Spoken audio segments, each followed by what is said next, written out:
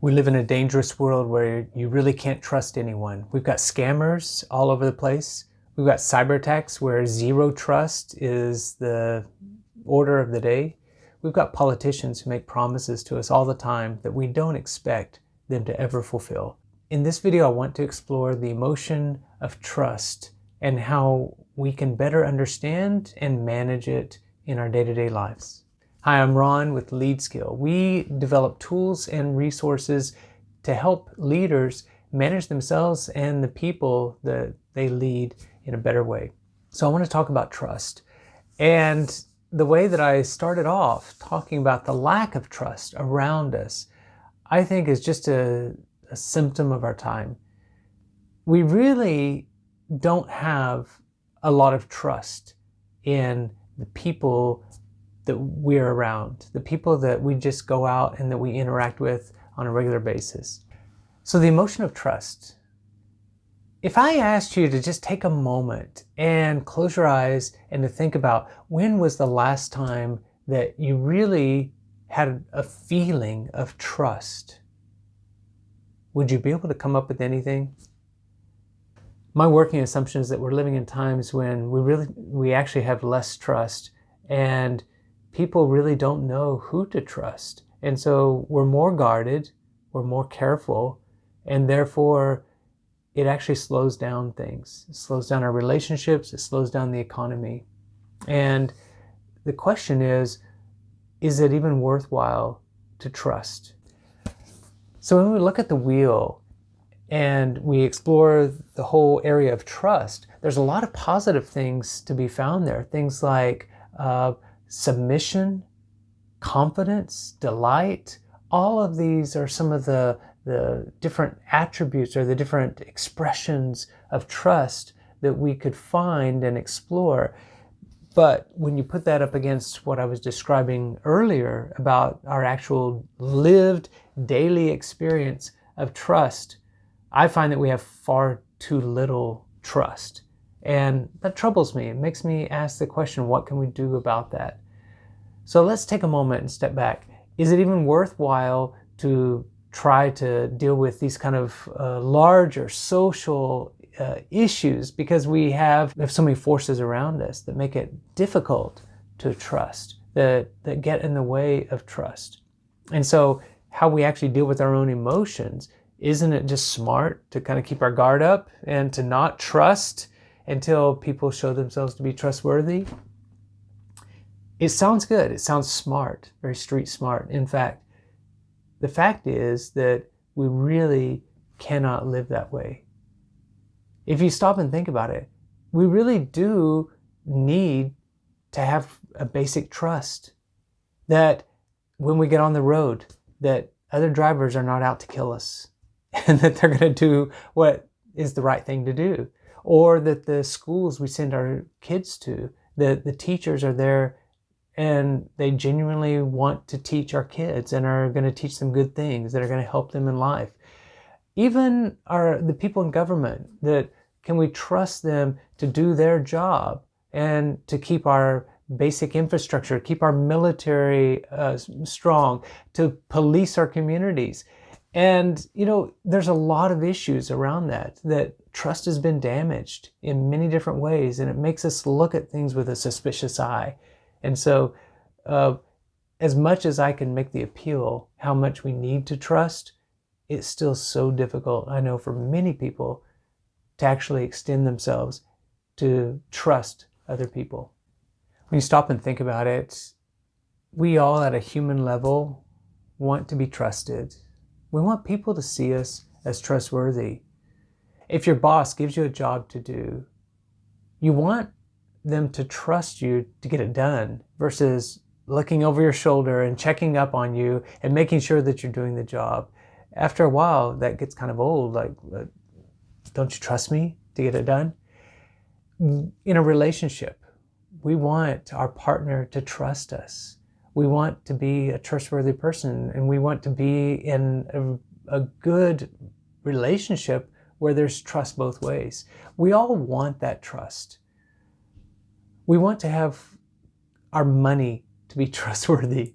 We want our investments that we've done research and due diligence on, we want them to play out, and that people are telling us the truth, that we can actually make an investment and we can see a return.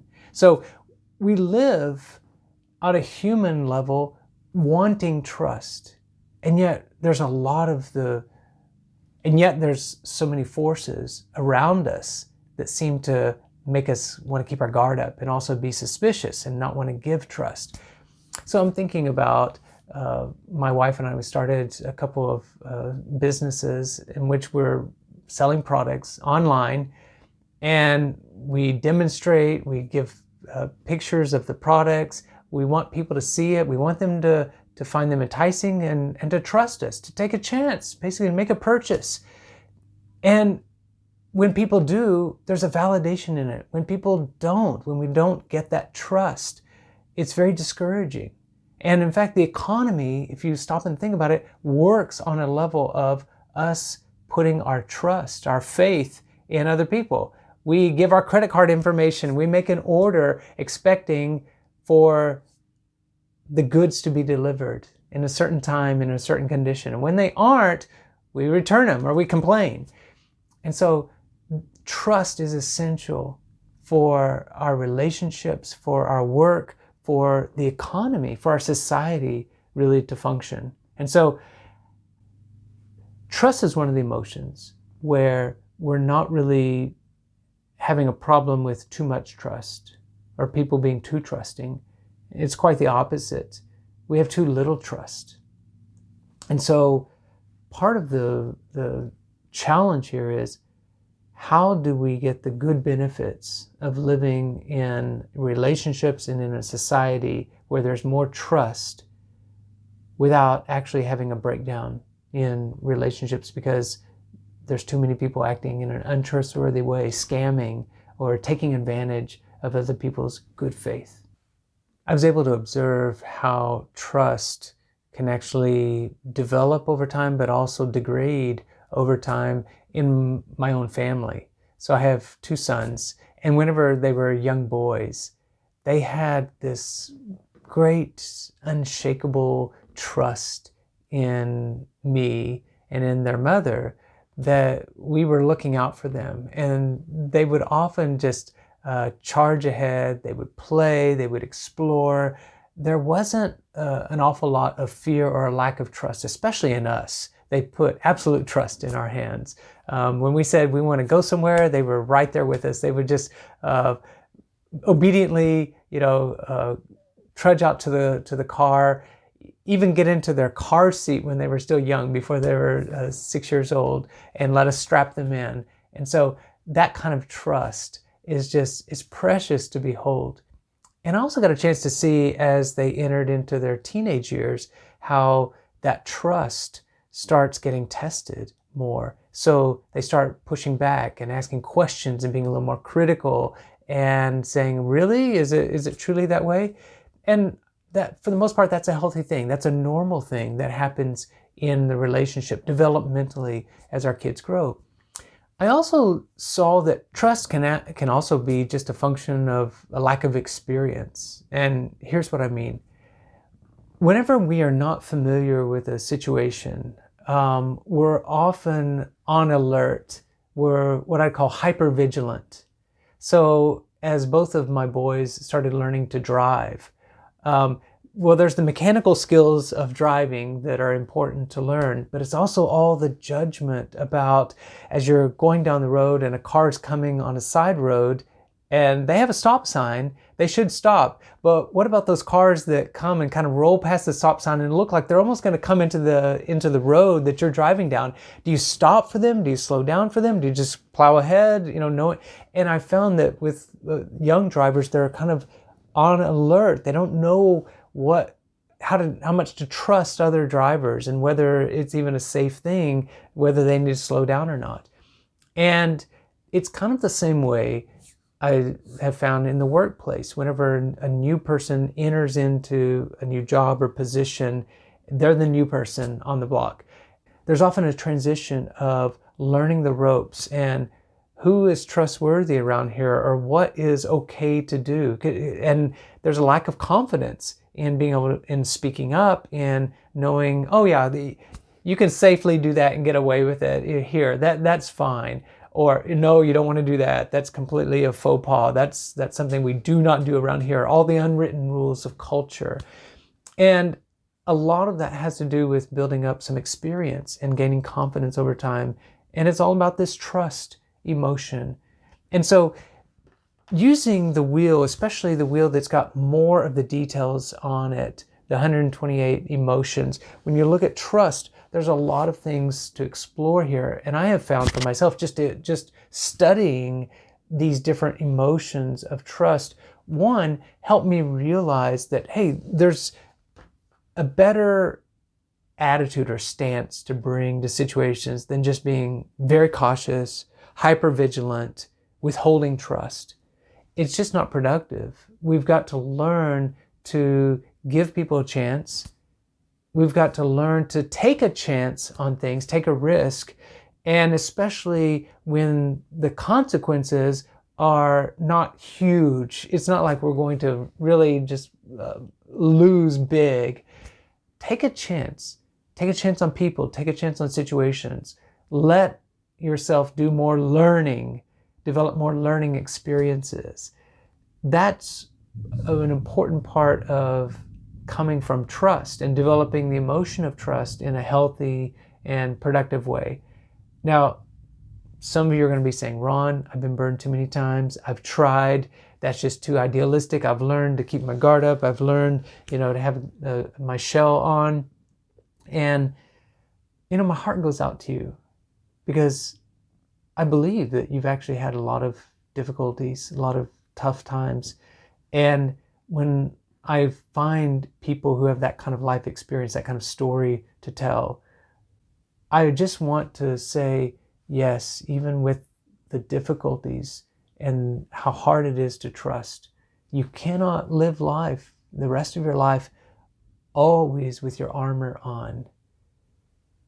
It may be a smart thing to keep your armor up, and especially around people who've shown themselves to be untrustworthy over and over. Maybe you need to get a different circle of friends. Maybe you need to get a different job. Maybe you need to move on and go other places.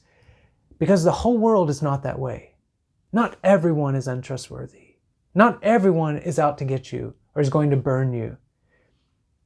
It really feels that way, and it seems that way when you are in situations where the people around you keep letting you down, keep acting really badly and untrustworthy. The key, though, is finding yourself another way, finding another place where you can live a little more free, with a little more calmness, where you don't have to have your guard up, where you don't have to feel so insecure, where you can have a little more trust. And so there's a lot more to explore within this whole area. There's relationship issues that arise. There's work issues about the relations between bosses and employees, between the, making sure that we're doing right for one another. And just as on a society level, taking care of one another, doing things that develop and demonstrate more trust, that all of us have a role in playing and that we need to step up and do more. I hope that you can see there's rich possibilities in this whole arena of trust. And there's great needs in our society to have people who build things that create more bonds of trust between us and among us if we want to have healthy, resilient societies, healthy relationships, healthy workplaces. And so I want to encourage you, continue exploring, continue taking risk. And if you're looking for a facilitator or a speaker at your workplace on some of these issues about trust, and in fact, the bigger conversation about emotions and building emotionally healthy and resilient workplaces, get in touch with us. We've got our contact information in the links below, as well as information about getting a copy of our products like the Emotions Wheel, both in digital and product form. So check out the links down below. maybe our tools can help you a little bit in that way. Take a look in our show notes down below for some links to get a copy of our products, whether you want a digital or a physical copy of the wheel, that you may find that useful. And we've got other videos in this series about working with emotions. You can see them up here. And I encourage you to keep looking and exploring for ways to manage and control and understand the full gamut of emotions better. And we'll see you on the next video.